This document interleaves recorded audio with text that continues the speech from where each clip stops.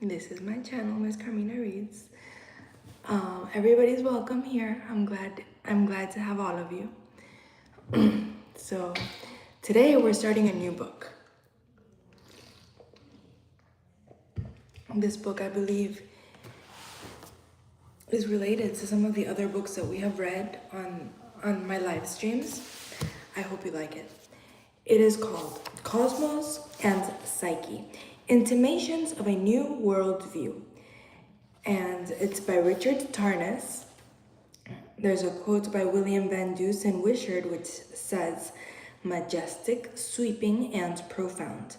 This will be a book for the ages." So let's find out. First, I will read the preface, because why not, with such a... I believe this book might be very deep, so let's read the preface, see how it is. It begins. Preface. Skepticism is the chastity of the intellect. Santayana declared, and the metaphor is apt. The mind that seeks the deepest intellectual fulfillment does not give itself up to every passing idea. Yet, what is sometimes forgotten is the larger purpose of such a virtue. For in the end, chastity is something one preserves not for its own sake, which would be barren, but rather so that one may be fully ready for the moment of surrender to the beloved, the suitor whose aim is true. Whether in knowledge or in love, the capacity to recognize and embrace that moment when it finally arrives, perhaps in quite unexpected circumstances, is essential to the virtue. Only with that discernment and inward opening can the full participatory engagement unfold that brings forth new realities and new knowledge. Without this capacity, at once active and receptive, the long discipline would be fruitless. The carefully cultivated skeptical posture would become finally an empty prison, an armored statute of unfulfillment, a permanently confining end in itself rather than the rigorous means to a sublime result. It is just this testimony and interplay. It is just this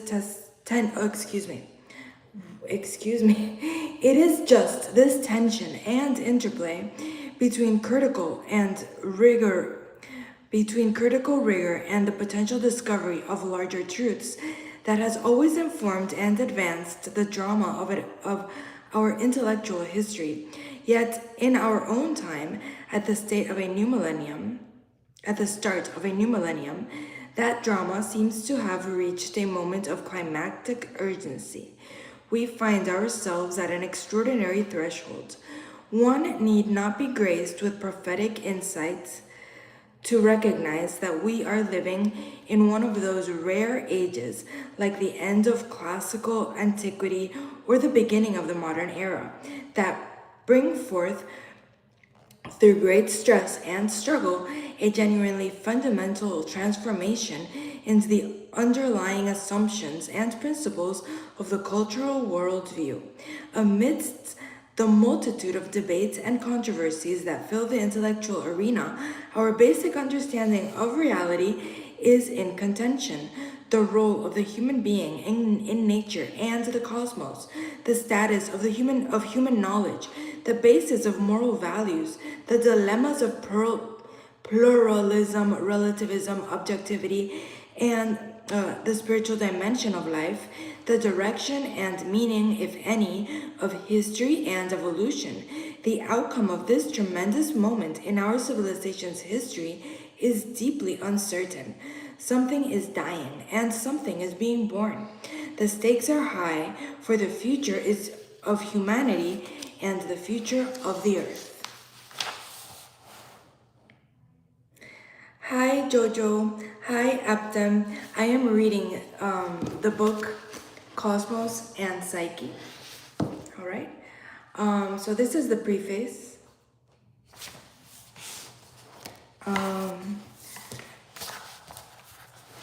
No recital is necessary here, as the many formidable and pressing problems, global and local, social, political, economic, ecological, facing the world today. They are visible in every headline in our daily news, monthly journals, and annual State of the World reports.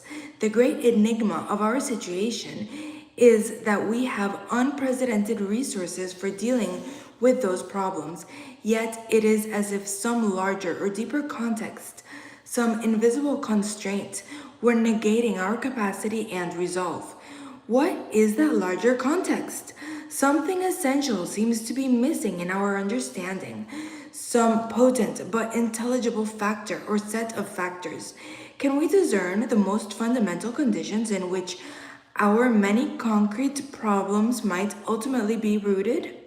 What are the most important underlying issues that confront the human mind and spirit in our era?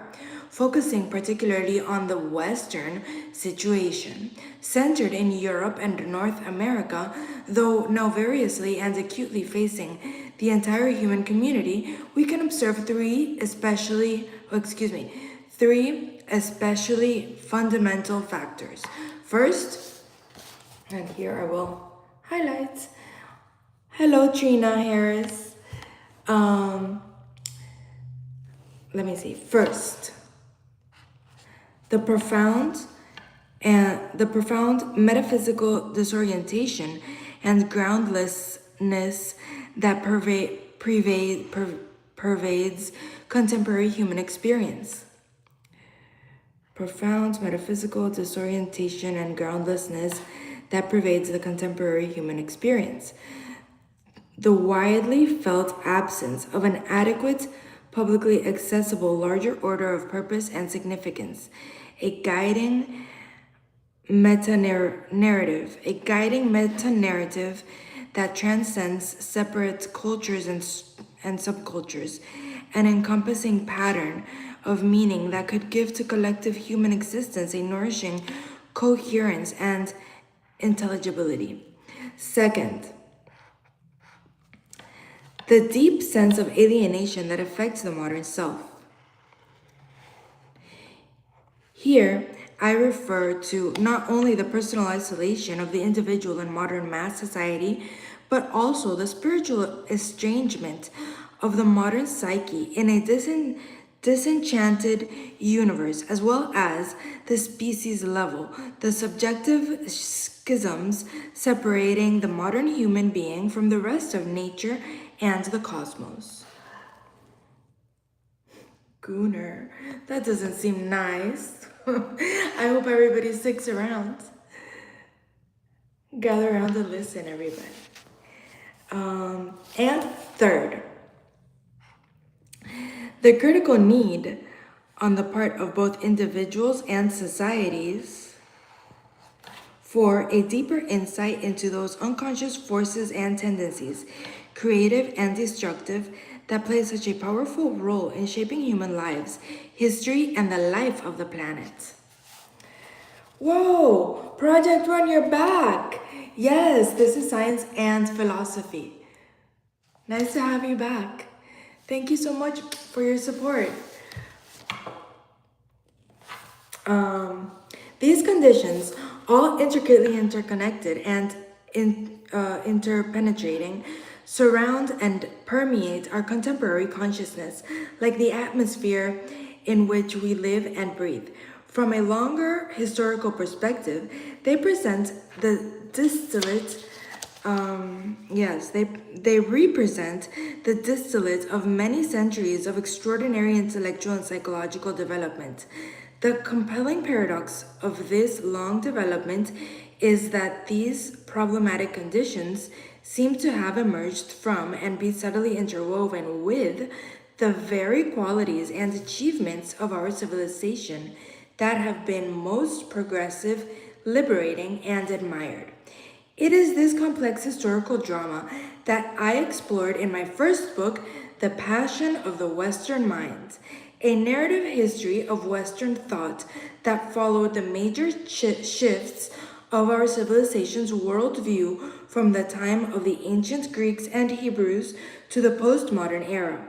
In that book, published in 1991, I examined and attempted to understand the great philosophical, religious, and scientific ideas and movements that, over the centuries, gradually brought forth the world and worldview we inhabit and strive within today.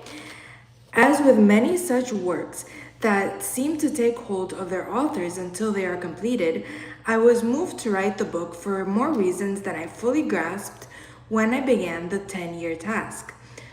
But my principal motive from the start was to provide, for both my readers and myself, a preparatory foundation for the present work.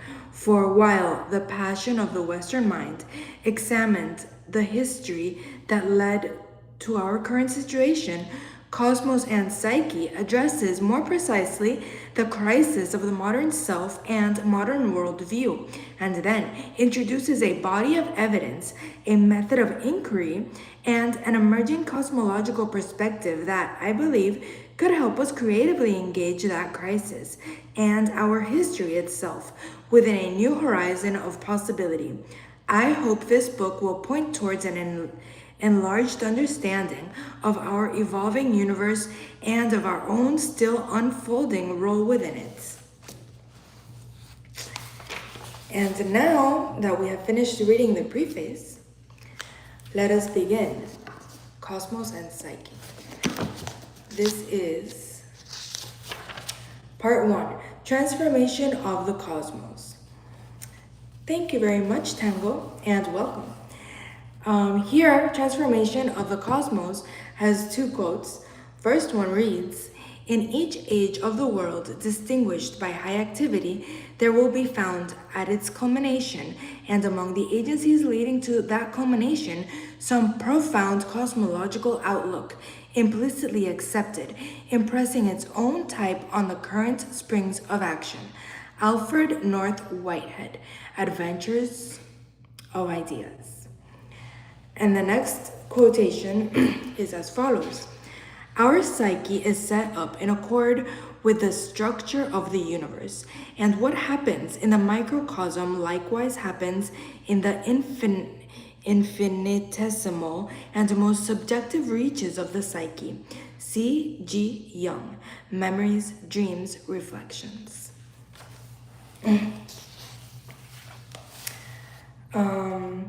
And now the first chapter, which we still have time to read, yay. I didn't mention this, but now that I have you here with me, let me please remind you, and thank you to everybody who's already given me a thumbs up. I love you all. I love you all. But if you're here, if you're appreciating what I'm doing, hit me with a thumbs up. I appreciate it deeply. I appreciate all the support that y'all send me. Everything. And especially from anything from just sitting around and listening and reading with me. That's the best you could do. Anything else, I deeply appreciate it. So let's begin. This first part, the first chapter, I guess, within the first part, the birth of the modern self. All right. The modern self began to emerge with astonishing force and speed just over 500 years ago.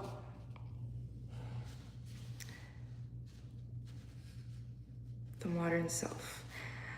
There is scarcely a major figure or idea in the preceding cultural and intellectual history of the West that did not contribute to the formation of the modern self. Nor has there been any aspect of our existence subsequently untouched by its unique character and potency. One can date the period of its emergence in many ways, but it is illuminating to see that historical epoch as framed by 2 definitive, symbolically resonant events.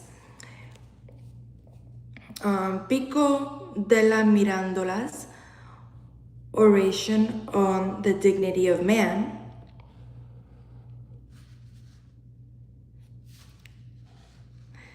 in 1486, and Descartes's Discourse on Method in 1635. That is, the extraordinary century and a half that extends from Leonardo, Columbus, Luther, and Copernicus to Shakespeare, Montaigne, Bacon, and Galileo, climaxing in a sense in the Cartesian cogito ergo sum. I think, therefore I am. We could extend this crucial window, this threshold of transformation, by precisely another 50 years to encompass the 1687 publication of Newton's Principia,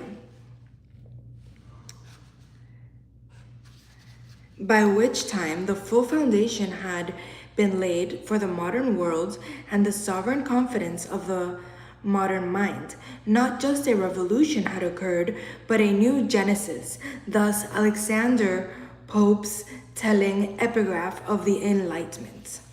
Quote, "Their nature and nature's laws lay hid in night. God said, 'Let Newton be,' and all was light."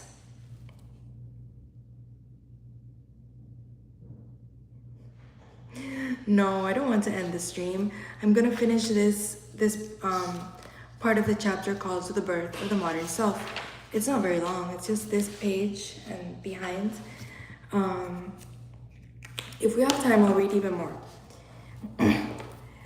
But the dawn had already begun to break in Pico de la Mirandola's oration, the resistance manifesto for the new human self, composed for the opening of a great gathering of philosophers invited to Rome by Pico himself. The oration describes the creation in a characteristically Renaissance synthesis of ancient Greek and Judeo-Christian sources, combining the biblical Genesis and Plato's Timaeus for its mythic narrative. But Pico then went further in prophetic anticipation of the new form of the human self about to be born.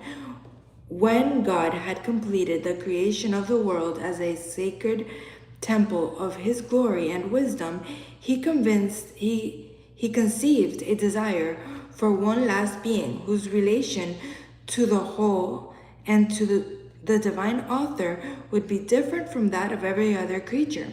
At this ultimate moment, God considered the creation of the human being, who he hoped would come to know and love the beauty, intelligence, and grandeur of the divine work. But as the Creator had no archetype remaining with which to make his last creation, no assigned status for it within the already completed work, he said to this final being, "Neither a fixed abode, nor a form that is thine alone, nor any function peculiar to thyself have we given thee, Adam, to the end that according to thy longing and according to thy judgment thou mayest have possess what abode, what form, what functions thou thyself shalt desire. The nature of all other beings is limited and constrained within the bounds of laws prescribed by us. Thou, constrained by no limits, in accordance with thine own free will, in whose hand we have placed thee, shalt ordain for thyself the limits of thy nature.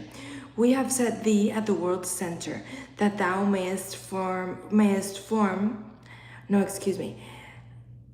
have set thee at the world's center, that thou mayest from thence more easily observe whatever is in the world. We have made thee neither of heaven nor of earth, neither mortal nor immortal, so that with freedom of choice and with honor, as thou the maker and molder of thyself, thou mayest fashion thyself in whatever shape thou shalt prefer." Thus, the brilliant Pico, 23 years old, gave the prophecy. A new form of human being announces itself, dynamic, creative, multidimensional, protean, Protean, unfinished, self-defining and self-creating, infinitely aspiring, set apart from the whole, overseeing the rest of the world with unique sovereignty, centrally poised in the last moments of the old cosmology to bring forth and enter into the new. In the decades that followed, the prodigious generation that emerged immediately after the prophetic declaration brought forth the decisive moment that in childbirth is called crowning. That dramatic stage when the head of the new child begins to appear. Within the time span of a single generation surrounding the year 1500, Leonardo, Michelangelo, and Raphael created their many master works of the High Renaissance, revealing the birth of the new human as much as Da Vinci's multiform genius and the godlike incarnations of the David and the Sistine creation of Adam, as in the new perspectival objectivity and poetic empowerment of the Renaissance artist. Columbus sailed west and reached America. Vasco da Gama sailed east and reached India. And the Magellan expedition circumnavigated the globe, opening the world forever to itself. Luther posted his thesis on the door of the Wittenberg Castle Church and began the enormous convulsion of Europe and the Western Psyche called the Reformation. And Copernicus conceived the heliocentric theory and began the even more momentous scientific revolution. From this instance, the human self, the known world, the cosmos, heaven, and earth were all radically and irrevocably transformed. All this happened within a period of time briefer than that which has passed since Woodstock and the moon landing. Gain some perspective. Hey! Hi, Guto. And thanks for joining. It was, of course, no accident that the birth of modern self and the birth of the modern cosmos took place at the same historical moment. The sun, trailing clouds of glory, rose for both in one great encompassing dawn. Ta-da! Thank you! I love you, Guto. Hearts. The dawn of a new universe. I don't know if I have time to read this here right now, but shall I try? I think I shall try. The dawn of a new universe.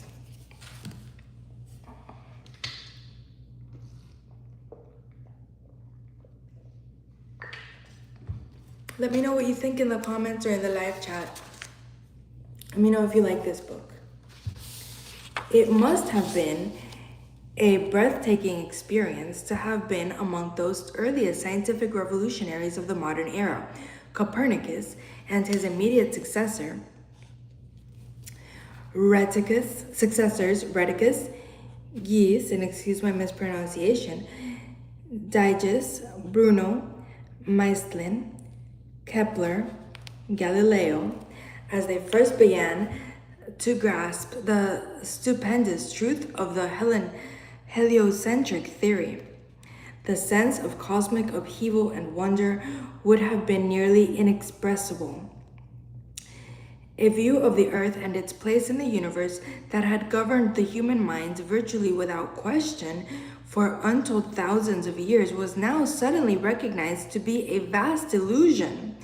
We, in the 21st century, long accustomed to living in the new universe those Renaissance visionaries first revealed, must call upon a profound act of the intellectual imagination to enter again into that dramatic moment of transformation between worlds, to have it suddenly dawn upon one that the great earth itself, the most obviously stationary and immovable entity in the cosmos, upon which one had lived in changeless solidity all one's life, was in fact at that moment moving freely through space, through the heavens, spinning and circling around the sun in an immensely expanded universe, no longer the absolute fixed center of that universe as had been assumed since the beginning of human consciousness, but rather a planet, a wanderer, an exalted celestial body in a new cosmos whose dimensions and structure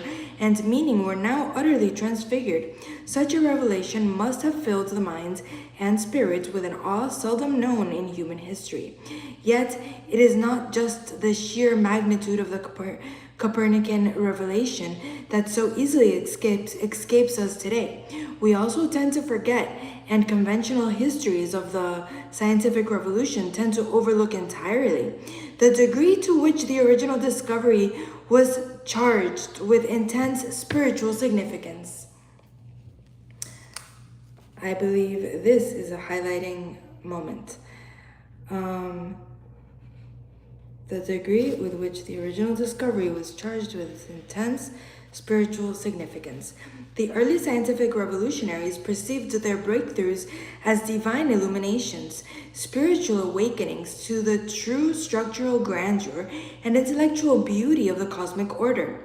These were not merely abstract conceptual innovations or ephemeral findings of purely theoretical interests. These were not, as had been true of astronomy since classical antiquity, merely instrumentalist mathematical constructs, epicyclic elaborations ingeniously devised for the purpose of marginally increasing predictive accuracy. The new discoveries were triumphant fulfillments of a sacred quest. For thousands of years, the celestial and terrestrial realms had been, had been regarded as unalterably separate realities, as incommensurable as the divine was to the human. Because of their extreme complexity, the true nature of the planetary motions had come to be seen as fundamentally beyond the capacity of the human intellect to understand. Wow. Because of that,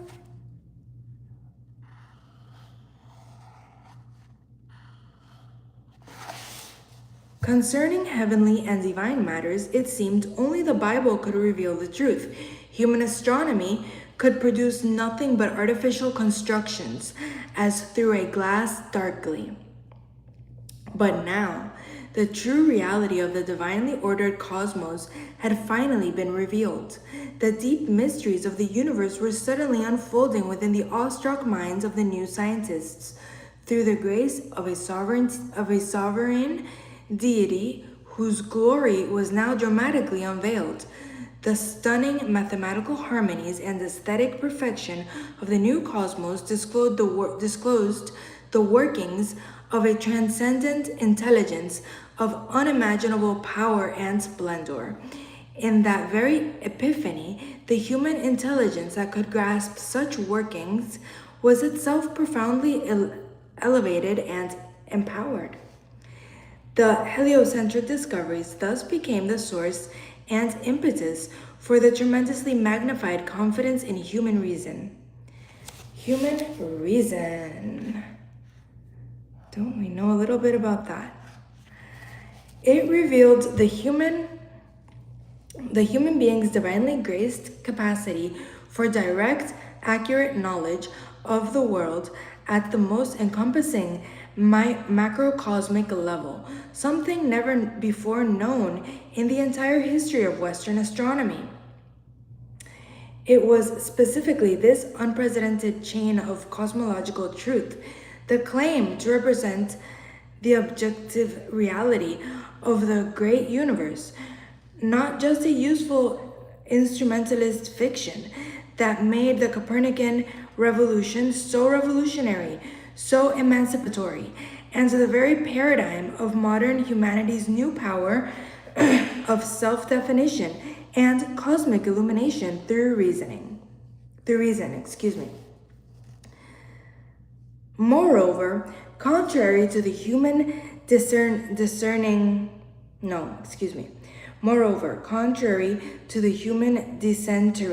consequences later drawn from the Copernican shift, all the great Copernicans, from Copernicus through Newton, were deeply convinced that the cosmic order was expressly created to be known and admired by the human intelligence. Here and now, after millennia of dark ignorance in an exile that had been as much spiritual as intellectual, the human mind had finally achieved direct contact with the true cosmic order as the divine mind had long intended. Only thus can we understand the full exaltation of Kepler, the pivotal figure of the Copernican revolution, as he announced his discovery of the third law of planetary motion, which completed the early mathematical foundations of the heliocentric theory, where he says, "Now, since the dawn 18 months ago, since the broad daylight 3 months ago, and since a few days ago, when the full sun illuminated my wonderful speculations, nothing holds me back. I yield freely to the sacred frenzy. I dare frankly to confess that I have stolen the golden vessels of the Egyptians to build a tabernacle for my God, far from the bounds of Egypt. If you pardon me, I shall rejoice. If you reproach me, I shall endure. The die is cast, and I am writing the book, to be read either now or by posterity. It matters not. I can wait a century for a reader, as God himself has waited 6,000 years for a witness." Wow.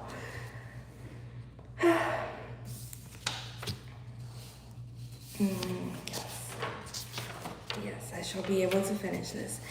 A new universe had dawned, and the sun, whose luminous centrality Copernicus and Kepler perceived as the very image of the Godhead, seemed to shine on the world a new light of divine intelligibility. Yet, as Kepler's words remind us, these first discoveries were altogether alone in their new cosmos, alone in a way we today can hardly comprehend.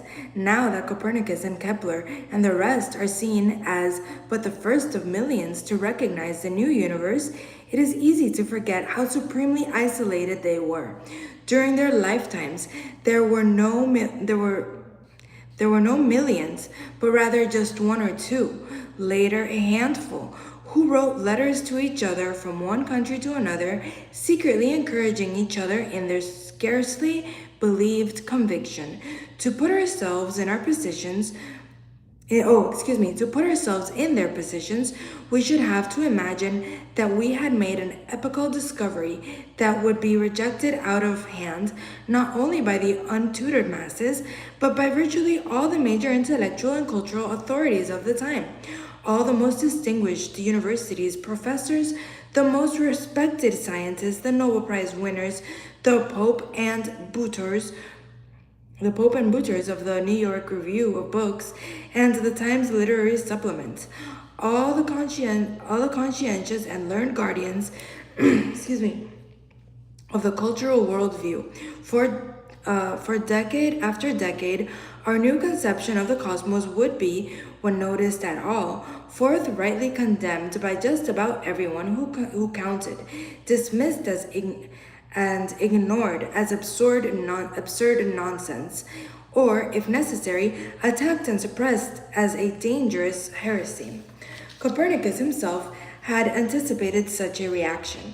In his preface to the De Revolutionibus, he predicted that as soon as a certain people heard of his thesis, they would cry out that, holding such views, I should at once be hissed off the stage. Recalling the Pythagoreans' habit of imparting their noble and arduously won discoveries only to an inner circle of friends and intimates. Copernicus stated that he had long hesitated to publish his work lest it be despised by those too intelligent or prejudiced to comprehend it. And despised it was, and despised it was by even the most advanced and innovative thinkers of the time. History textbooks have long made us aware that the major religious authorities of the time, first Protestant and later Catholic, vehemently opposed the Copernican theory.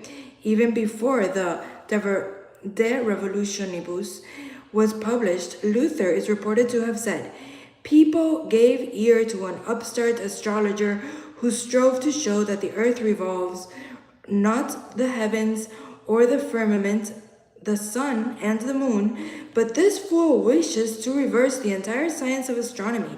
But sacred scripture tells us that Joshua commanded the sun to stand still and not the earth." And in his commentary on Genesis, Calvin wrote, "Who will venture to place the authority of Copernicus above that of the Holy Spirit?" Yet, secular intellectuals were equally dismissive. Quote, "No one in his senses," unquote, said the influential liberal philosopher Jean Bodin, quote, "or imbued with the slightest knowledge of physics, will ever think that the earth, heavy and unwieldy from its own weight and mass, staggers up and down around its own center and that of the sun. For at the slightest jar of the earth, we would see cities and fortresses, towns and mountains thrown down."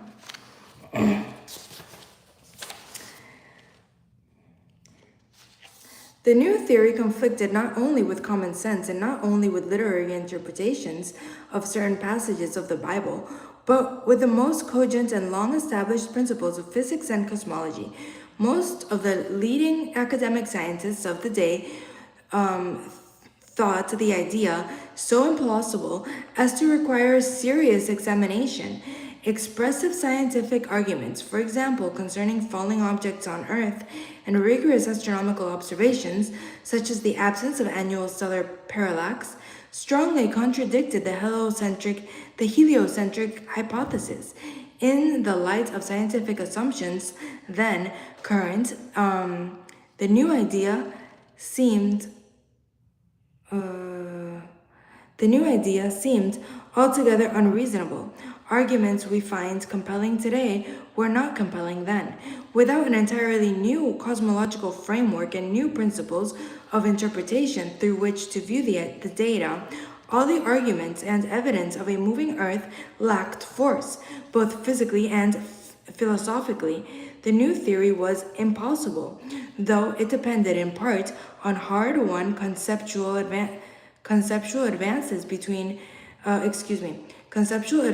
made by the scholastics of the medieval universities. Its implications radically challenged the entire medieval worldview. Today, we can easily lose sight of what a bold, almost reckless act of faith supported the revolutionaries' belief in their new world. It certainly was not empirically proven. Little wonder that to bolster their fledgling hypothesis and give themselves encouragement, the early Copernicans repeatedly brought up the names of every ancient authority they could. Aristarchus and Pythagoreans, Heraclitus, as precursors of their own view. Well, that makes sense. They needed somebody to back them up. It was not primarily empirical considerations, nor the narrow modern sense rational factors that were decisive in persuading the early Copernican revolutionaries to pursue and elaborate the heliocentric hypothesis. These were necessary but not sufficient conditions for such a radical change. It was, above all, powerful spiritual and even aesthetic intellectual predispositions that made the crucial difference. It was these predispositions, influenced by Renaissance humanism and Neapolitanism, Hermetic esotericism, and Christian mysticism, all supporting a vastly expanded mystical mathematical cosmology that effectively transformed the significance of the rational and empirical factors. To conceive and propose the new visions of the cosmos required a new humanist confidence in the world's completing,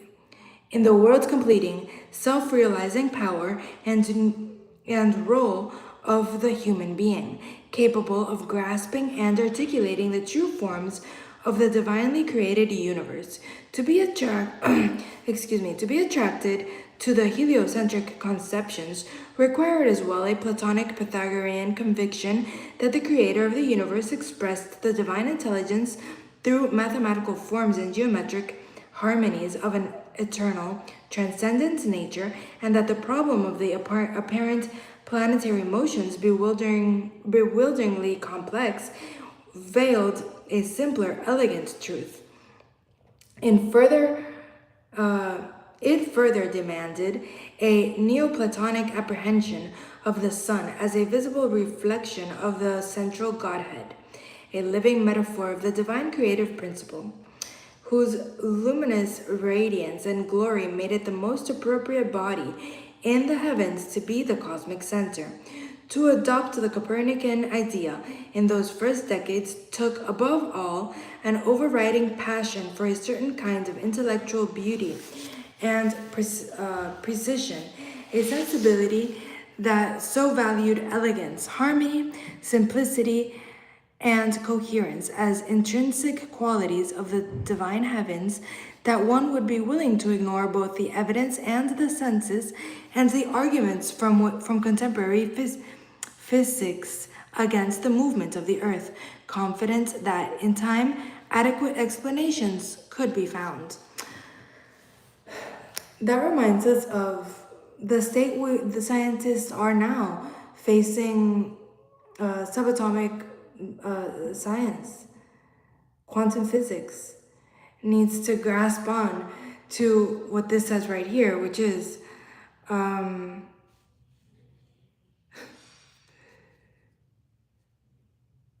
this confidence that in time adequate explanations will be found.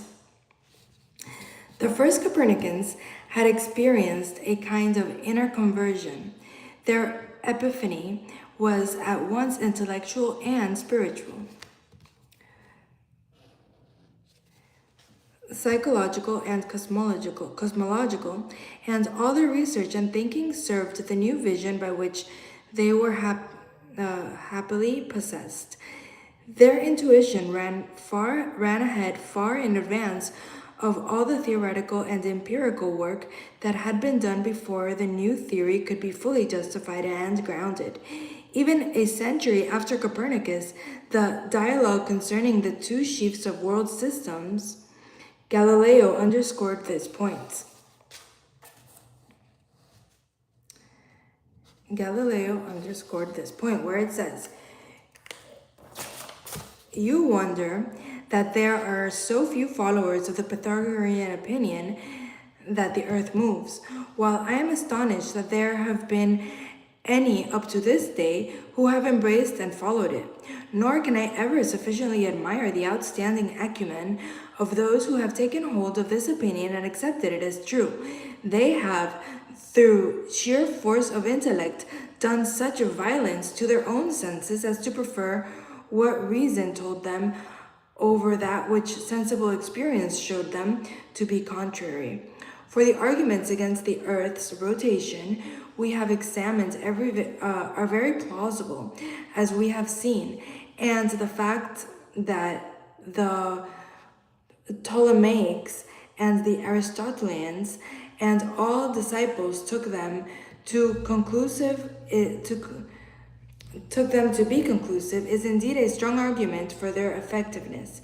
But the experiences which overtly contradict the annual movement of the earth around the sun are indeed so much greater in their apparent force that, I repeat, there is no limit to my astonishment when I reflect that Aristarchus and Copernicus were able to make reason so so conquers sense that, in defiance of the latter, the former became mistress of their belief. Okay, let me see. Let's do this. Got 10 more minutes. For the Copernican hypothesis to be made reasonable, an entirely new conception of reason itself had to be forged. Reason. New ways of deciding what counts as truth, new ways of recognizing patterns, new forms of evidence, new categories of interpretation, new understandings of causality. Long established rules of scientific methodology had to be overturned. An entirely new epistemology and ontology had to be formulated. The nature of Copernican revolution was so fundamental that what had to be rethought was not only all the conventional scientific theories, but the entire established hierarchy of humanity's place in the universal scheme of things. Its relation to the rest of nature and the cosmos, its relation to the divine, the basis of its morality, its capacity for certain knowledge, its historical self-understanding. That's wild. Such a radical transformation could not happen overnight. For the cultural mind and the psyche to support that transformation, the passage of entire generations was required, including the death of the many intellectual authorities who were incapable of escaping the hold of the reigning paradigm. The required change was not physical but metaphysical. The required change was not physical but metaphysical. The entire world needed to be revisioned. In the end, the implications of the great shift, cosmological, religious, moral, epistemological, psychological, existential, were so far-reaching that it would take centuries to work them out, even to become conscious of them. Gradually, the passage of time and heroic efforts against powerful opponents and entrenched assumptions brought about the complete triumph of the Copernican shift. Yet, as the modern age progressed, the passage of yet more time brought forth, with what now seems a fateful inevitability, a succession of new consequences and elaborations out of the deep matrix of the Copernican revolution that could scarcely have been more paradoxical, revealing implications often sharply antithetical to the cosmological vision of its originators. Its larger meaning has been transformed with each succeeding age and is today still unfolding. That was awesome, you guys.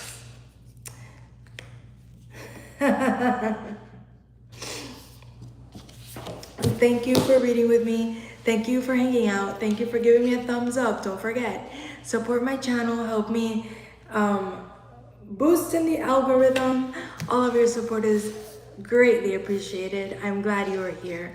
I'm glad you came to read together. And I'll see you next time. Love you, readers and scholars.